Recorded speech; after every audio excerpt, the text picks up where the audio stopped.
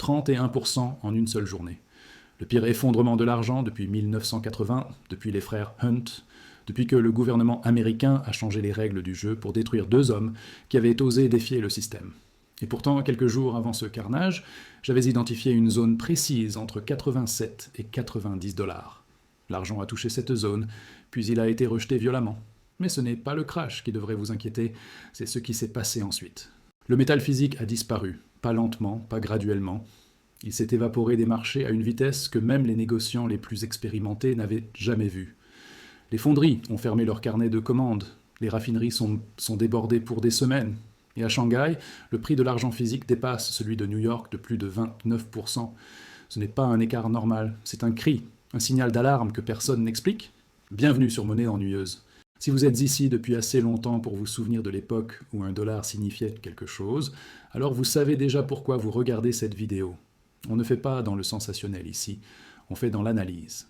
Si vous trouvez de la valeur dans un travail qui respecte votre intelligence, rendez-moi un service. Appuyez sur le bouton d'abonnement, comme vous marqueriez une page dans un livre que vous savez devoir consulter à nouveau. Et laissez un commentaire, dites-moi d'où dans le monde vous regardez. Parce que les crises monétaires ne respectent pas les frontières, et cette communauté non plus. Maintenant, entrons dans ce qui se passe vraiment. Le 30 janvier 2026 restera dans les livres d'histoire financière. Ce jour-là, l'or a chuté de plus de 12%, sa pire journée depuis les années 80. L'argent a plongé de 33%, passant de plus de 121 dollars à 76 dollars en quelques heures. 2 billions de dollars de valeur, effacés en une seule session. Pour mettre cela en perspective, c'est l'équivalent de la capitalisation boursière totale d'Amazon qui disparaît et réapparaît en quelques heures. Mais ce n'était pas une annonce de PDG, pas un rapport de résultats, pas une réunion d'urgence du conseil d'administration. C'était la forme de monnaie la plus ancienne sur Terre qui rappelait au monde moderne qu'elle détient encore le pouvoir. J'ai documenté chaque mouvement de ce marché depuis des mois, chaque signal, chaque divergence. Dans la recherche financière, vous trouverez l'analyse complète, pas seulement ce qui s'est passé, mais pourquoi et surtout ce qui vient ensuite. Lien dans la description, mais laissez-moi d'abord vous montrer ce que personne n'explique. Le catalyseur officiel de ce crash était la nomination de Kevin Warsh comme prochain président de la Réserve fédérale. Trump a fait l'annonce le vendredi 30 janvier, vers 13h45, heure de l'Est. Warsh est perçu comme plus restrictif sur la politique monétaire, plus enclin à maintenir les taux d'intérêt élevés et les marchés ont réagi. Le dollar a bondi, l'or et l'argent ont plongé, c'est l'histoire officielle. Mais il y a un problème de timing. L'argent a commencé à chuter fortement vers 10h30 du matin, plus de 3 heures avant l'annonce de Warsh, ce qui signifie que le crash a précédé les nouvelles, pas l'inverse. Quelque chose d'autre se passait, quelque chose que les médias mainstream n'expliquent pas. Le CME Group, l'opérateur du COMEX, avait augmenté les exigences de marge, passant à 15% pour les positions standards, jusqu'à 16,5% pour les positions à risque élevé. Ce n'est pas un détail technique, c'est une arme. Quand les marges augmentent, les traders avec effet de levier sont forcés de vendre, pas parce qu'ils veulent, parce qu'ils doivent. C'est exactement ce qui s'est passé en 1980 avec les frères Hunt. Le gouvernement a changé les règles, les marges ont explosé, et deux hommes qui détenaient un tiers de l'argent mondial ont été détruits. L'histoire se répète, mais avec des acteurs différents. Stop. Ce que je viens de vous montrer, la manipulation des marges, le timing suspect du crash, ce n'est qu'une partie de l'histoire. Dans la recherche financière, j'ai documenté 7 autres facteurs qui ne font pas les gros titres. Comment les positions des grands joueurs ont changé dans les semaines précédant le crash. Quels signaux techniques annoncèrent cette correction depuis décembre. La connexion entre les inventaires COMEX et le timing exact de l'effondrement. Avec toutes les données, toutes les sources, tous les liens que je ne peux pas montrer dans cette vidéo, l'analyse complète de l'argent, plus le Venezuela, plus le dollar, et chaque nouvelle documentation que je publie. Un accès, toutes les analyses, pour toujours, lien dans la description. Mais maintenant, laissez-moi vous montrer ce qui se passe vraiment sur le marché physique, parce que c'est là que la vraie histoire se déroule. Pendant que le prix papier s'effondrait, quelque chose d'extraordinaire se produisait de l'autre côté du monde. À Shanghai, l'argent physique se négociait à une prime de 29% sur les prix occidentaux, plus de 22 dollars de différence par once. Et si vous voulez sortir l'argent des coffres chinois, vous devez d'abord payer une taxe de 13%, ce qui porte la prime effective à plus de 45%. Réfléchissez à cela. Dans un marché normal, ces écarts créeraient des opportunités d'arbitrage massives. Les traders achèteraient de l'argent bon marché à New York et le vendraient cher à Shanghai. jusqu'à ce que les prix convergent. Mais les prix ne convergent pas, ce qui signifie que l'argent physique ne peut pas se déplacer assez vite pour satisfaire la demande asiatique. Les fonderies sont débordées, les raffineries sont submergées, et les négociants qui ont du métal ne veulent pas s'en séparer, pas à ces prix. C'est le signal le plus important que le marché nous envoie. Le prix papier peut être manipulé, les contrats à terme peuvent être vendus à découvert, les marges peuvent être augmentées pour forcer les liquidations. Mais l'argent physique, le métal réel que vous pouvez tenir dans votre main, raconte une histoire différente. Une histoire de pénurie, une histoire de demande qui dépasse l'offre, une histoire que le marché papier refuse de refléter. Si vous êtes encore là, vous avez compris de quoi il s'agit vraiment. La question était simple. Voulez-vous toutes les documentations ou seulement ce résumé? La recherche financière complète, l'argent, le Venezuela, le dollar et tout ce qui vient ci-dessous, continuons. L'image technique de l'argent est maintenant à un point critique. La moyenne mobile exponentielle de 150 heures, un indicateur qui paraît compliqué, mais raconte une histoire simple. Pendant des semaines, cette moyenne était le filet de sécurité. Chaque fois que l'argent chutait, il rebondissait sur ce niveau comme un ballon de basket sur le sol. Les traders ont appris à lui faire confiance, à acheter la baisse quand le prix l'a touché, à s'y appuyer comme support. Mais les marchés ne récompensent pas le confort. Ils punissent la prévisibilité. Et maintenant, ce même niveau qui a sauvé les positions acheteuses des dizaines de fois s'est retourné contre eux. La moyenne mobile de 150 heures n'est plus un support à 96 $. C'est une résistance, un mur, une barrière, une ligne dans le sable que les acheteurs ne peuvent pas franchir. L'argent se négocie actuellement autour de 89 $. La moyenne mobile est à 96. C'est un écart de 7 $, pas une petite oscillation. Un gouffre entre là où le prix est et là où il doit être pour signaler une reprise. Et juste en dessous de cette résistance entre 87 et 90 $ se trouve la zone qui a rejeté le prix il y a quelques jours. Les acheteurs ont chargé dans cette zone avec confiance, ils avaient l'élan, ils avaient un rebond de 20% depuis les plus bas, ils avaient l'espoir. Mais le marché ne se soucie pas de l'espoir, il se soucie de la structure, et la structure a dit non. Le prix a touché 89 $, testé la limite supérieure, et a été repoussé vers le bas comme une main poussant contre une porte verrouillée. Ce rejet n'était pas doux, il était décisif, violent, final, le genre de rejet qui force les traders à reconsidérer tout ce qu'ils pensaient savoir. Mais pendant que la plupart des yeux étaient collés au graphique, une autre histoire se déroulait en arrière-plan. Les données d'intérêt ouvert du COMEX. Pour ceux qui ne sont pas familiers, l'intérêt ouvert mesure combien de contrats à terme actifs existent sur le marché. Quand l'intérêt ouvert augmente, cela signifie que de l'argent frais entre, de nouvelles positions sont construites, la conviction grandit. Quand il baisse, cela signifie que des positions sont fermées, des contrats sont liquidés, des joueurs quittent la partie. Et en ce moment, l'intérêt ouvert s'effondre. L'intérêt ouvert de l'or sur le COMEX est tombé à 414 000 contrats lundi, le niveau le plus bas depuis juin 2025. Ce n'est pas un petit détail, c'est un exode massif. L'argent raconte une histoire encore plus dramatique. L'intérêt ouvert de l'argent sur le COMEX est tombé à 142 000 contrats, le plus bas depuis mai 2025.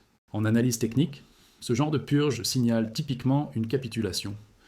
Le moment où les mains faibles, ceux qui ont acheté sur l'émotion ou l'effet de levier, abandonnent finalement. Quand le dernier vendeur vend, quand l'espoir se transforme en désespoir, quand la douleur devient insupportable. L'histoire montre que les creux majeurs se forment souvent quand l'intérêt ouvert atteint des plus bas de plusieurs mois, parce que cela signifie que l'excès a été purgé. La spéculation a été éliminée, le marché a été nettoyé de ceux qui ne pouvaient pas survivre à la volatilité. Mais voici où je refuse de tirer des conclusions faciles. Oui, l'intérêt ouvert est à des niveaux de capitulation, oui, cela corrèle historiquement avec des creux de prix. Mais la moyenne mobile de 150 heures est toujours une résistance à 96 $. Le prix est toujours 7 $ en dessous de ce niveau. La zone de 87 à 90 $ a rejeté le prix. Et aucune pensée positive ne peut changer ces faits. C'est là que la plupart des commentaires de marché échouent. Ils choisissent un camp, appellent un creux ou un sommet, font une déclaration pour les clics et les vues. Mais l'analyse réelle ne fonctionne pas comme ça. L'analyse réelle garde deux scénarios concurrents à l'esprit simultanément. Scénario 1. Le cas haussier. Si l'argent peut reprendre 96 $, s'il peut transformer cette résistance en support, si le volume et l'élan reviennent, alors la purge de l'intérêt ouvert devient le carburant pour la prochaine jambe haussière. Les creux de capitulation sont violents, mais ils sont aussi des tremplins. Toute cette vente crée un vide, et les vides se remplissent. Scénario 2, le cas baissier. Si 96 $ continue à tenir comme résistance, si les acheteurs continuent d'être rejetés, si la pente descendante de la moyenne mobile s'accentue, Alors, ce rebond n'était qu'un rallye de soulagement. Une pause temporaire dans une tendance baissière plus large, et la prochaine zone de support, quelque part entre 78 et 80 $, entre en jeu. Les deux scénarios sont des possibilités réelles. Les deux ont des précédents historiques. Les deux nécessitent des réponses différentes. Pour les 70% du public qui détiennent du métal physique à long terme, le chemin à suivre est plus clair. Cette volatilité ne change pas la thèse fondamentale.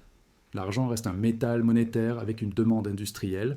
La propriété physique élimine le risque de contrepartie.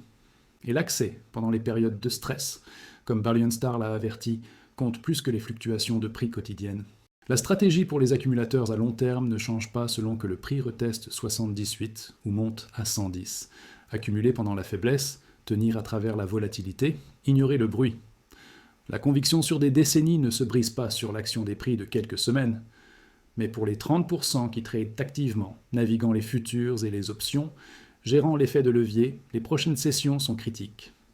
Si vous êtes long, votre stop loss est probablement quelque part en dessous de 80 $. Si vous êtes short, votre gestion du risque exige un plan pour une reprise de 96. Rester assis sans plan en espérant que le marché coopère, ce n'est pas une stratégie, c'est du jeu. Et la maison gagne toujours contre les joueurs, éventuellement. Maintenant, regardons le contexte plus large. Parce que ce qui s'est passé la semaine dernière n'était pas isolé aux métaux précieux, c'était un message sur le système lui-même, sur ce qui se passe quand la foi dans les promesses papier commence à se fissurer sur ce qu'est vraiment l'argent quand tout le reste est enlevé. Pendant 5000 ans, l'or et l'argent ont répondu à cette question. Puis sont venues des décennies de monnaie fiduciaire, des promesses de banques centrales, des registres numériques, et la plupart des gens ont oublié. Mais les marchés n'oublient pas. Ils attendent juste, et quand le rappel vient, il vient vite. Regardez ce qui s'est passé en janvier 2026. L'or a atteint un sommet historique au-dessus de 5 600 $ l'once. L'argent a dépassé 121 $. Des gains de 65% pour l'or depuis le début de l'année, plus de 135% pour l'argent. Ces chiffres ne sont pas normaux, ce sont des symptômes d'un monde où la dette américaine atteint 38 billions de dollars, où les tensions géopolitiques s'intensifient au Venezuela, en Iran, au Groenland, où le président des États-Unis fait pression sur la banque centrale pour baisser les taux, où l'indépendance de la Réserve fédérale elle-même est remise en question. Dans ce contexte, l'or et l'argent ne sont pas de simples commodités, ce sont des refuges, des actifs sans contrepartie, des promesses que personne ne peut rompre parce qu'elles ne sont pas des promesses du tout. Elles existent simplement, et c'est précisément pourquoi elles offrent une sécurité que rien d'autre ne peut égaler. JP Morgan prévoit que l'or atteindra 6 300 $ l'once d'ici la fin de 2026, un gain de 30% par rapport aux prix actuels. Leur analyse repose sur une demande continue des banques centrales, estimée à 190 tonnes par trimestre, plus des afflux d'ETF de 250 tonnes pour l'année, plus une demande de lingots et de pièces qui devrait à nouveau dépasser 1200 tonnes. Ces chiffres représentent une demande structurelle, pas de la spéculation, pas du trading à court terme, une allocation fondamentale vers les métaux précieux comme couverture contre l'incertitude. Et cette incertitude n'a fait qu'augmenter. Avec Trump de retour à la Maison-Blanche, avec ses tarifs, avec sa pression sur la Fed, avec ses menaces de reprendre le Groenland, avec la rupture de l'ordre mondial tel que nous le connaissions. Le professeur Daniel McDowell de l'Université de Syracuse l'a bien dit.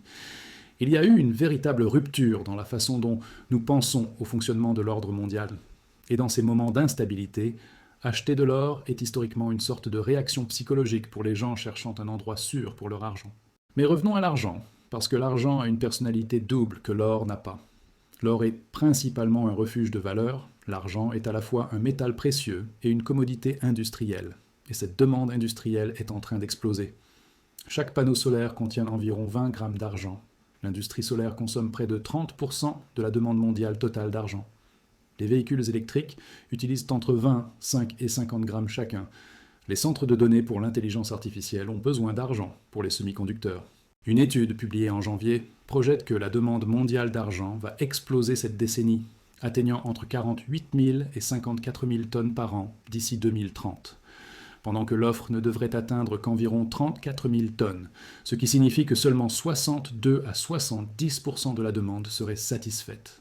Un déficit structurel qui ne peut pas être résolu par la manipulation des prix papier. Un déficit qui explique pourquoi Shanghai paie une prime de 29%. Un déficit qui explique pourquoi les fonderies ferment leur carnet de commandes.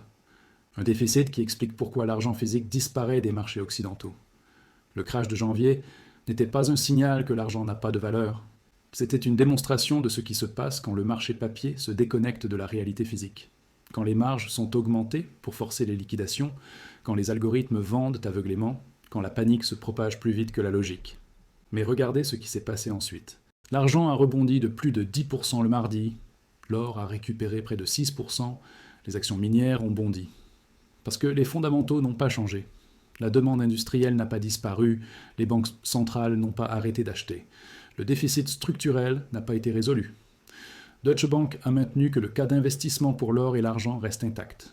Les moteurs thématiques de l'or restent positifs, et les raisons des allocations des investisseurs vers les métaux précieux n'ont probablement pas changé.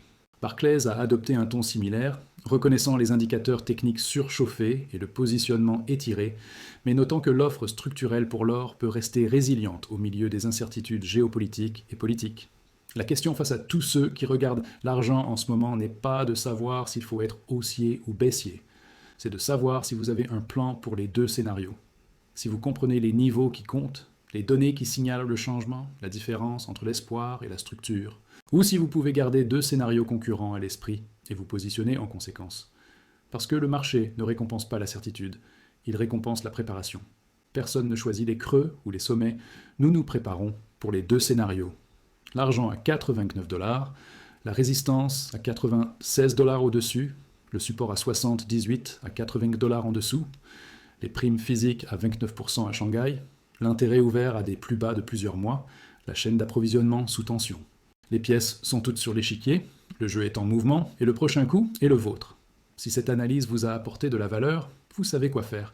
Le bouton d'abonnement est juste là, activez la cloche pour ne rien manquer, et partagez cette vidéo avec quelqu'un qui a besoin de comprendre ce qui se passe vraiment. On se retrouve demain avec les derniers développements. Restez informés, restez préparés.